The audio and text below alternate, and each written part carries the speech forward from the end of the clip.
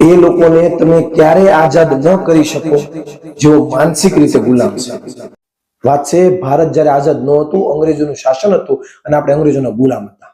એવા કેટલાક લોકોને તમે ઓળખો છો કે જેઓ ભારતની આઝાદી માટેની ચળવળમાં જેણે બહુ મહત્વપૂર્ણ ભૂમિકા ભજવી હોય। એ સમયની વસ્તી હતી 36 કરોડ અને આપણે માંડ એવા 40 થી 36 જે છે ને એ નામ લઈ શકીએ કે જેણે ભારતને આઝાદ કરવામાં બહુ મહત્વપૂર્ણ ભૂમિકા ભજવી, બલિદાન અને જે છે ને શહીદ થયા। એવા કેટલાકના નામ આપણે ઓળખીએ, 35 થી 36 ના નામ આપણે ઓળખીએ। તો બાકીના લોકો શું કરતા હતા?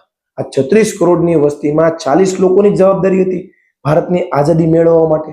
તો બાકીના લોકો શું કરતા હતા? જે ક્રાંતિકારીઓ, જે નેતાઓ કે જે ખરેખરમાં મહાન વ્યક્તિત્વ છે, એમની આઝાદીની લડતમાં અંગ્રેજો કરતા સૌથી વધારે જો એમને સંઘર્ષ કે સામનો કરવો પડતો હોય તો એ ભારતના લોકોની ગુલામ માનસિકતાનો છે।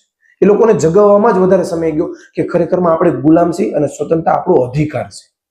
જો ખરેખરમાં ભારતનો દરેક નાગરિક જાગી ગયો હોત આ આઝાદી પ્રત્યે, આ ગુલામી પ્રત્યે, તો અંગ્રેજોને એટલા વર્ષો સુધી એ શાસન ન કરવા દે, એટલા વર્ષો લાગત એને શાસન કરવા માટે।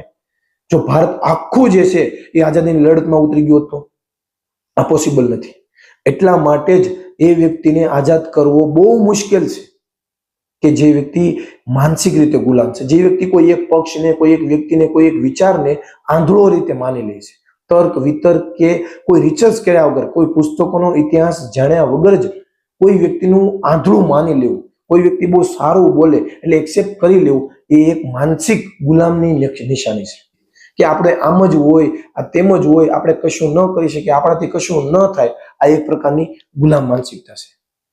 ખરેખરમાં જો આમાંથી બહાર નીકળવું હોય તો સાચાને સાચું ને ખોટાને ખોટું કહેવાની જો હિંમત હોય તો એ આપણે ગુલામની માનસિકતા જે છે એમાંથી બહાર નીકળી શકીએ।